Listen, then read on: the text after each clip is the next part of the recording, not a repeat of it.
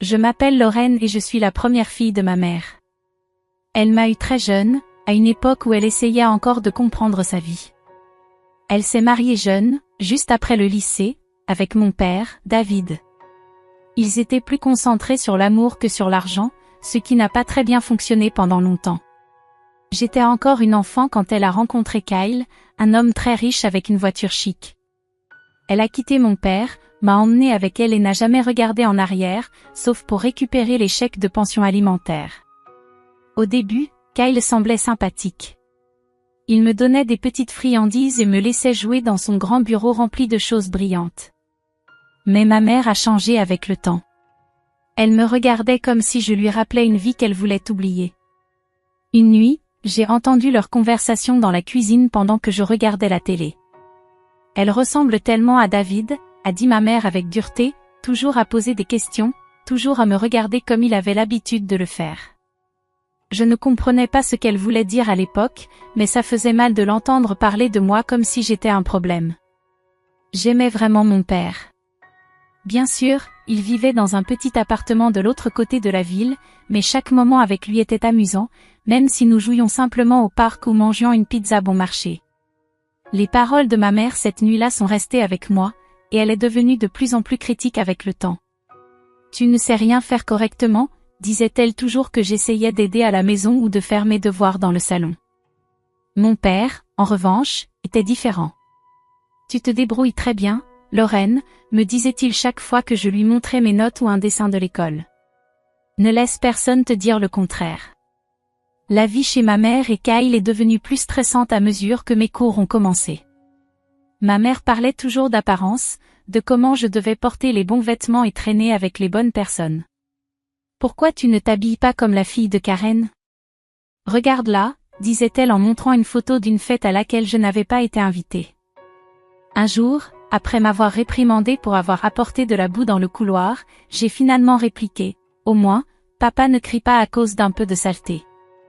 La gifle est venue rapidement, sa main brûlante sur ma joue avant que je puisse voir. Ne parle pas de ton père comme ça, a-t-elle sifflé, son visage près du mien, son haleine sentant le café et la colère. Les larmes ont commencé à remplir mes yeux, mais je les ai retenues, exactement comme papa m'avait appris. Cette nuit-là, allongée dans mon lit, je me suis promis de ne pas lui laisser me voir pleurer. Je ne lui donnerai pas cette satisfaction. Lorsque maman a annoncé qu'elle était enceinte à nouveau, toute la maison semblait différente, comme si quelque chose de grand allait changer, et pas dans le bon sens. Elle avait ce éclat dont les gens parlent lorsqu'ils attendent un bébé, mais il ne semblait jamais briller en ma direction. Je vais avoir un bébé avec l'homme que j'aime, Kyle. Ce sera parfait, a dit maman une nuit, caressant son ventre tandis que Kyle souriait comme s'il avait gagné un prix. Kyle, toujours cherchant à charmer, ajouta, nous devrons rénover la chambre d'amis, la rendre adaptée pour une petite princesse. Mon cœur s'est effondré, il parlait de ma chambre, mon petit coin dans leur monde. Et ma chambre, demandai-je, essayant de garder ma voix ferme. Maman me lança un regard, son sourire devenant tendu. Tu pourras déménager dans la chambre plus petite, Lorraine. C'est juste, le bébé aura besoin d'espace. La façon dont elle a dit « juste » a donné l'impression que la décision était déjà prise, sans place pour la discussion. Alors, je déménageai, emballai mes affaires et m'installai dans la plus petite chambre de la maison, à peine assez grande pour un placard. Le temps passa vite, et Marie naquit bientôt. Elle était le seul sujet dont tout le monde parlait. « N'est-ce pas le bébé le plus adorable que vous ayez jamais vu ?» s'exclamait maman au téléphone avec ses amis, tenant Marie comme si c'était la chose la plus précieuse du monde. « Oui, elle est mignonne, murmurai-je, essayant de participer à la conversation. Mignonne était un euphémisme, Marie était adorable, et je n'ai pas pu m'empêcher de l'aimer depuis le moment où je l'ai vue. Je voulais être une bonne grande sœur, être impliquée et aider. Un après-midi, j'ai essayé d'entrer dans la chambre de Marie pendant que maman était occupée dans la cuisine. Je suis entrée sur la pointe des pieds, jetant un coup d'œil par-dessus le berceau de ma petite sœur, qui babillait joyeusement. « Salut, Marie » chuchotai-je, tendant un doigt pour qu'elle l'attrape. Mais maman devait m'avoir entendu, car soudain, elle était à la porte. « Que fais-tu, Lorraine » Je t'ai dit de demander avant d'entrer dans sa chambre, sa voix était aiguisée comme une lame. Je voulais juste la voir, protestai-je, sentant la familiarité de la douleur des larmes naître dans mes yeux. Je voulais aider. Mais papa était différent. Pendant un de mes week-ends avec lui, je me suis confiée alors que nous mangions de la pizza dans notre endroit préféré. Maman est toujours tendue quand je suis près de Marie. On dirait qu'elle pense que je vais lui faire du mal ou quelque chose comme ça, dis-je. Papa mâcha pensivement avant de répondre, tu sais, Lorraine, certaines personnes ont simplement du mal à partager l'amour. C'est comme si elles pensaient qu'il n'y a qu'une certaine quantité à distribuer. Mais souviens-toi, tu as un grand cœur. Ne laisse pas le comportement de ta mère te faire penser le contraire. Ces paroles ont aidé un peu, mais de retour chez maman, la distance entre nous ne faisait que se creuser. Même lorsque j'essayais de partager des histoires sur l'école ou mes amis, l'attention de maman était toujours partagée, une partie sur moi, l'autre sur Marie. Un jour, je suis rentrée chez moi avec un prix de l'école, la 2e place à la foire scientifique.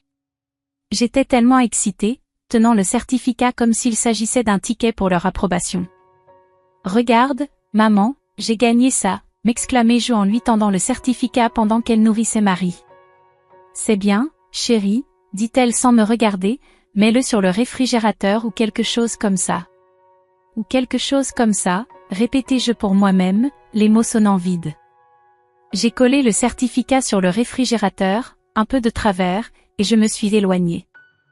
Pour eux, c'était juste un autre morceau de papier, juste un autre jour à l'ombre de Marie. Quand je suis arrivée au lycée, les choses étaient vraiment difficiles à la maison.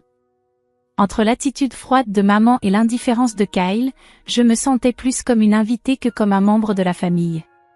C'est à ce moment-là que la bombe a explosé. Maman a décidé qu'il était temps que je vive avec papa de façon permanente. Le jour où elle m'a annoncé cela, nous dînions. C'était un de ces rares moments où nous étions juste elle et moi à la table. Kyle était en retard au travail, et Marie était déjà au lit. « Lorraine, nous devons parler de ton avenir », commença maman, poussant la nourriture sur son assiette avec une fourchette. Il n'y avait aucune chaleur dans sa voix, juste un ton froid et professionnel qui me rendit immédiatement nerveuse. « Qu'est-ce qu'il y a ?» demandai-je, essayant de paraître décontractée, mais mon cœur battait la chamade. « Nous avons discuté les choses, et nous pensons qu'il serait mieux que tu ailles vivre avec ton père. Avec le nouveau bébé à venir, les choses ici sont, eh bien, compliquées. » Je faillis m'étouffer avec l'eau. Vivre avec papa? Mais pourquoi? Je pensais que tout allait bien ici. Maman soupira, un son plein d'impatience. Écoute, Lorraine, tu n'es plus une enfant. Tu as besoin de ton propre espace, et nous ne pouvons pas le fournir ici, pas avec la nouvelle situation. C'est serré, et, honnêtement, le poids financier est plus important que ce que nous avions prévu. C'est mieux pour tout le monde ainsi. Je repoussai mon assiette, n'ayant plus d'appétit. Et pour l'école? Mes amis? Tu pourras aller dans une nouvelle école, te faire de nouveaux amis, dit-elle, comme si c'était si simple, comme si ma vie pouvait être facilement remplacée. Il semblait que je devais effacer ma vie et recommencer sans problème. Les semaines suivantes furent un flou tandis que j'emballais mes affaires, mon monde entier rétrécissant en cartons, livres, vêtements et les quelques souvenirs qui signifiaient quelque chose pour moi. Kyle se contenta de me dire au revoir à peine, et Marie, trop jeune pour comprendre, me fit un câlin confus. Le jour du déménagement fut difficile. Papa vivait de l'autre côté de la ville, dans un petit appartement.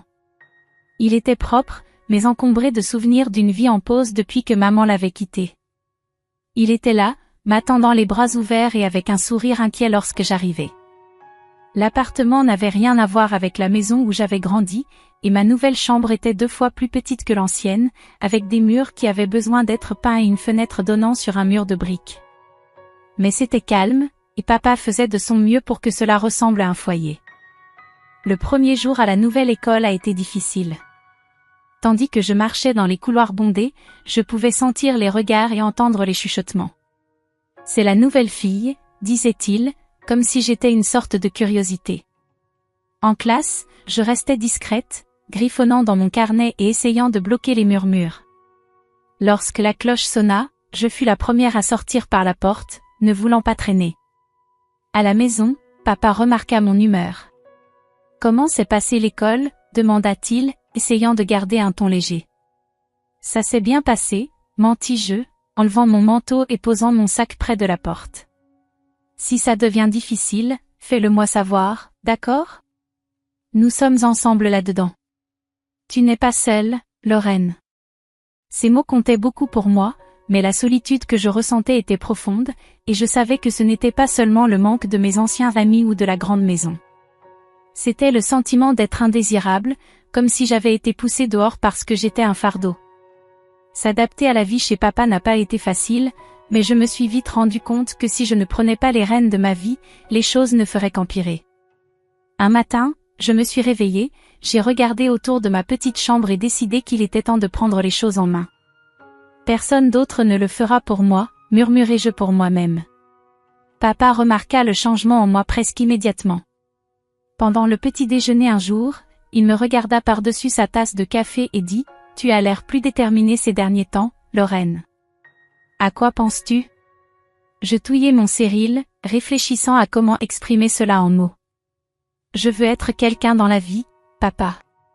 Je ne veux pas finir coincé ici, tu sais. » Il hocha la tête, une expression sérieuse traversant son visage. « Je comprends, chérie. Alors, quel est le plan ? » Cette bourse d'études.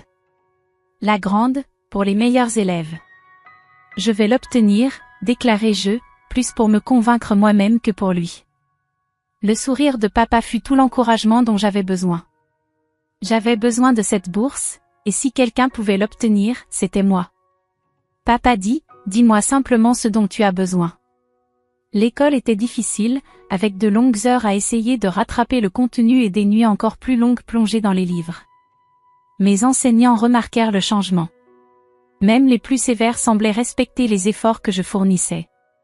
Monsieur Jérémy, mon professeur de mathématiques, me convoqua après les cours un jour. « Lorraine, ton travail s'est beaucoup amélioré. Qu'est-ce qui te motive ?» demanda-t-il. « J'ai besoin de cette bourse, répondis-je sans détour, en rangeant mes affaires. J'ai des plans, et il n'inclut pas de rester coincé ici pour toujours. » Monsieur Jérémy me regarda un moment puis hocha lentement la tête. « Eh bien, continue comme ça et fais-moi savoir si tu as besoin d'aide supplémentaire.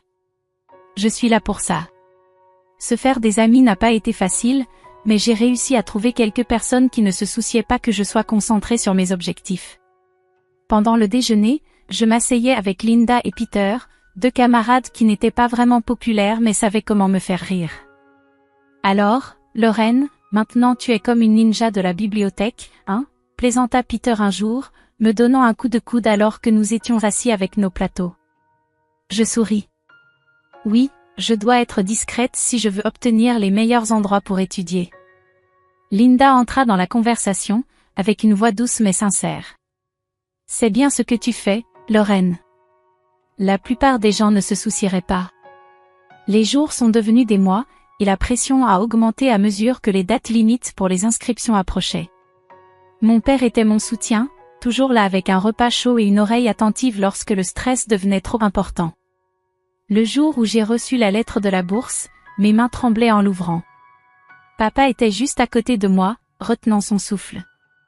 J'ai lu les mots, le cœur battant, puis j'ai célébré si fort que les voisins ont probablement entendu. J'ai réussi.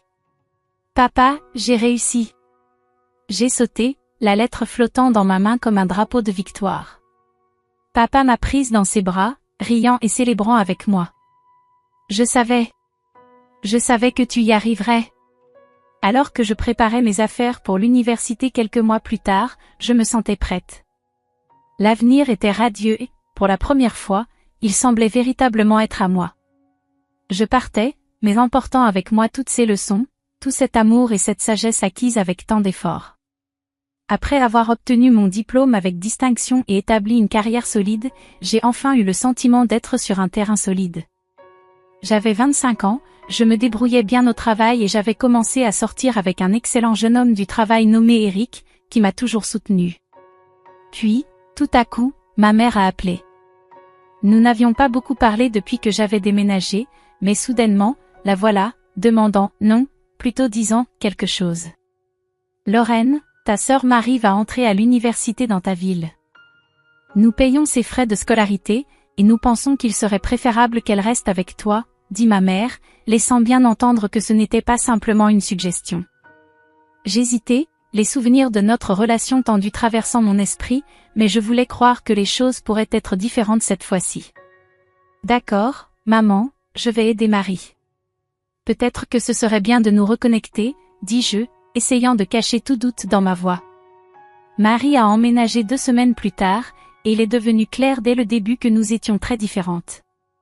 Elle était aussi éblouissante que jamais, totalement concentrée sur son apparence et menant un style de vie haut de gamme. Elle est arrivée avec une valise pleine d'attentes et une personnalité qui semblait s'attendre à ce qu'elle soit satisfaite. Peux-tu veiller à ce que nous ayons du lait d'amande et du chou frisé? Je suis au régime spécial, dit Marie de manière décontractée lors de sa première nuit, se regardant dans le miroir. Bien sûr, je vais ajouter ça à la liste des courses, répondis-je, essayant d'être serviable. Mais vivre avec Marie s'est avéré plus difficile que ce que je pensais. Elle faisait la fête comme s'il n'y avait pas de lendemain, rentrant souvent à la maison à l'aube, avec son rire insouciant résonnant dans l'appartement pendant que je restais éveillée, inquiète pour les réunions et les présentations au travail. Un après-midi, Eric est venu pendant que Marie se préparait pour une autre soirée.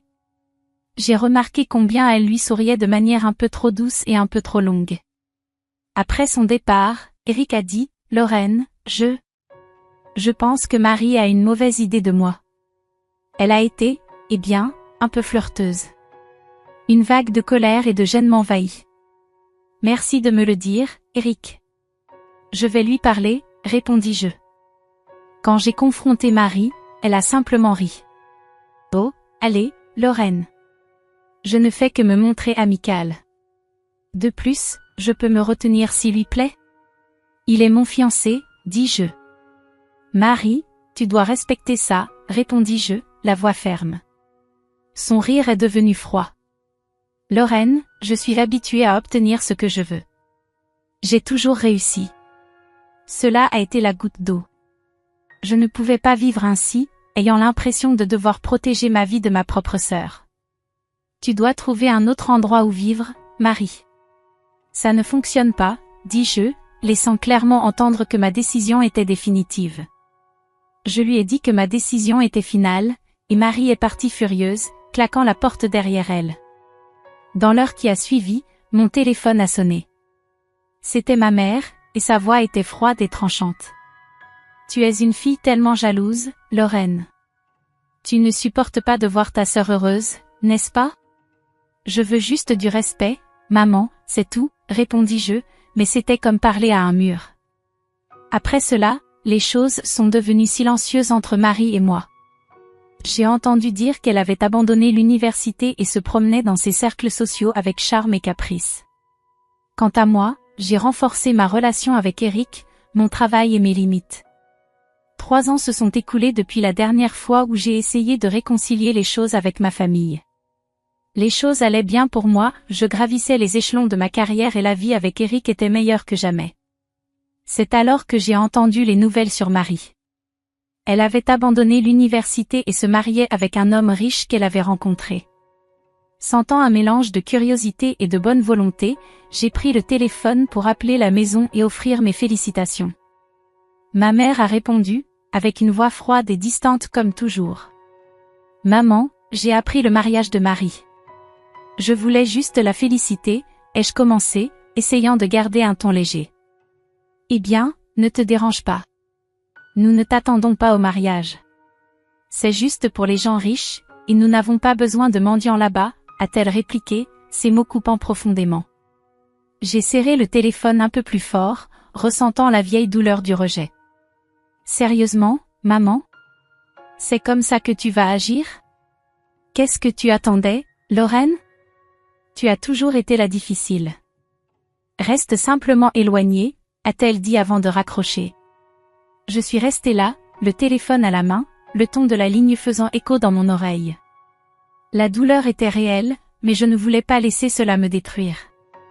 J'ai su plus tard qu'il n'avait pas lésiné sur les dépenses pour le mariage de Marie, engageant des artistes et des acteurs populaires pour en faire un événement luxueux. Le temps est passé, et la vie ne s'est pas arrêtée pour moi non plus. Eric m'a demandé en mariage, et soudainement je planifiais mon propre mariage, rien d'extravagant, mais rempli d'amour et de sincérité. J'ai appelé mon père pour partager les nouvelles. Il était radieux. « Lorraine, c'est merveilleux. Tu peux être sûre que je serai là.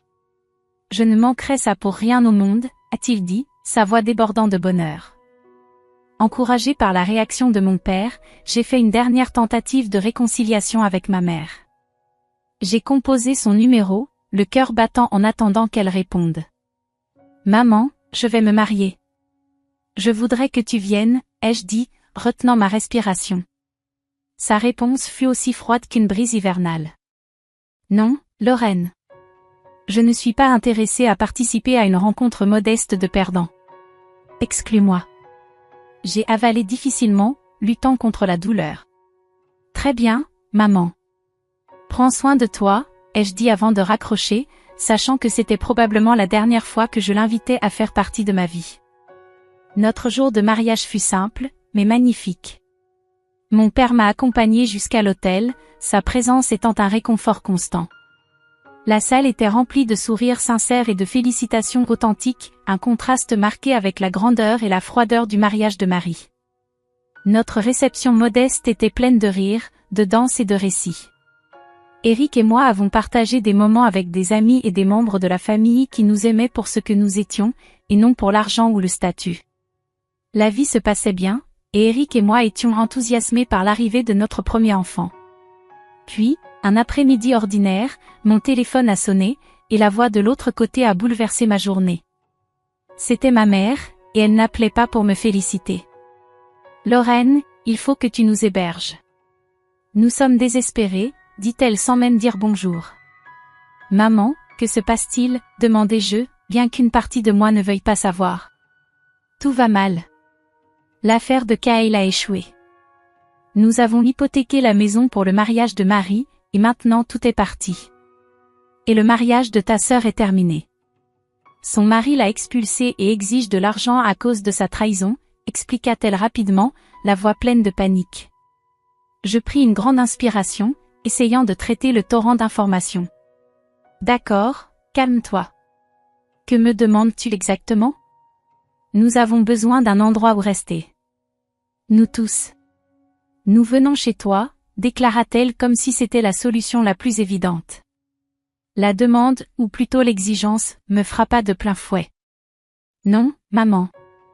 Tu ne peux pas simplement décider de venir vivre chez nous.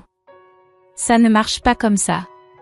Lorraine, tu nous le dois après tout ce que nous avons fait pour toi, répliqua-t-elle, la voix acérée et autoritaire. Cela toucha un air sensible. Je te dois quelque chose, maman? Tu te souviens de comment tu étais quand j'avais le plus besoin de toi? Tu m'as expulsée. Tu as tout choisi plutôt que moi, et maintenant tu attends que j'ouvre simplement les portes? Sa voix monta d'un ton. Tu es égoïste, Lorraine. Où est ton esprit de famille? Je suis ta mère. Et tu ne m'as jamais laissé l'oublier. Mais être mère ne signifie pas ce que tu crois. Ce n'est pas une question de dette et d'exigence, répliquai-je, ma patience s'épuisant. Sa colère était palpable, même au téléphone. Tu vas regretter ça, Lorraine. Je pourrais même te poursuivre en justice pour obtenir ce que je mérite. Je ne pus m'empêcher de rire, mais c'était plus par incrédulité que par autre chose. Vas-y, maman. Souviens-toi, papa était mon tuteur quand tu m'as expulsée. Que vas-tu prétendre que ta fille ne t'a pas laissé vivre à ses frais après t'avoir expulsée? Il y eut une pause, et je pouvais presque l'entendre réfléchir. Ce n'est pas fini, Lorraine, murmura-t-elle finalement avant de raccrocher. La vie après cet ultime appel avec ma mère semblait être un nouveau départ, un véritable recommencement. Eric et moi étions occupés à préparer la chambre du bébé, choisir les couleurs des murs, monter le berceau et naviguer à travers les hauts et les bas normaux de la grossesse. C'était un vendredi matin, clair et ensoleillé, et j'organisais des vêtements pour bébé que nous venions d'acheter, les pliant soigneusement dans la nouvelle commode. Eric était dans un coin, en train de monter quelque chose, la perceuse électrique bourdonnant. Il s'arrêta, essuya son front et me regarda avec un sourire. Comment ça se passe, Lorraine? Tu as besoin d'aide? Je gère, merci. Je pense juste à tout. Ça arrive vraiment? Non, répondis-je en passant la main sur une petite combinaison douce. Ça arrive vraiment. Nous allons être parents, Lorraine, dit-il, la voix remplie d'admiration et un peu d'excitation nerveuse. À ce moment-là, on frappa à la porte. Je fus surprise, qui pourrait être là si tôt un vendredi? Eric alla ouvrir pendant que je continuais à organiser.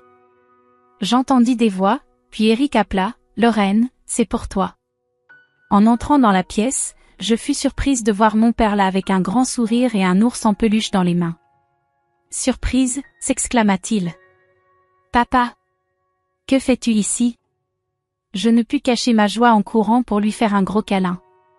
Je voulais voir comment allait ma fille préférée. Et j'ai apporté quelque chose pour mon futur petit-fils. Il me tendit l'ours en peluche, doux et mignon. Merci, papa. Ça signifie beaucoup pour moi que tu sois ici, dis-je, me sentant un peu ému. Nous nous sommes installés, et mon père regarda autour de nous, observant les meubles de bébé à moitié montés et les piles de livres sur les bébés. On dirait que vous êtes presque prêts pour le petit. Nous essayons. C'est beaucoup de travail, mais nous sommes impatients, dis-je, puis je marquai une pause, mordillant ma lèvre. Papa, j'ai eu un autre appel avec maman. Ça ne s'est pas bien passé. L'expression de mon père devint sérieuse.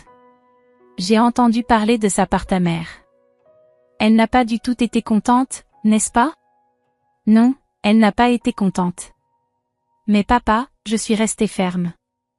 Je devais le faire, pour moi, pour Eric, et pour le bébé. Nous avons besoin de paix ici, dis-je avec fermeté. La journée passa avec nous partageant des histoires, mon père nous donnant des conseils de paternité non sollicités mais amusants, et simplement profitant de notre temps ensemble. Ce fut une bonne journée, de celle dont on sait qu'on se souviendra avec affection. Lorsque le soleil se coucha, peignant le ciel en nuances d'orange et de rose, Eric, mon père et moi nous sommes assis sur le balcon, une brise légère soufflant à travers les feuilles. Eric passa son bras autour de moi, et je m'appuyai contre lui. Je me sens chanceuse, malgré tout avec maman et tout le drame. Nous sommes connectés les uns aux autres et nous sommes sur le point de commencer ce nouveau et extraordinaire chapitre. En regardant la lumière qui s'éteignait, je dis, j'ai le sentiment que ça va être génial. Eric caressa ma tête. Ça le sera. Lorraine, nous travaillons ensemble là-dessus. Lorsque la nuit tomba et que mon père se dit adieu, je ressentis une profonde satisfaction et une disposition pour ce qui était à venir. En raison des difficultés avec ma mère et de l'incertitude des nouveaux départs, j'avais trouvé ce moment entouré d'amour et de soutien. Cette autre histoire qui apparaît maintenant à l'écran te touchera probablement aussi. Merci d'avoir regardé et à la prochaine vidéo.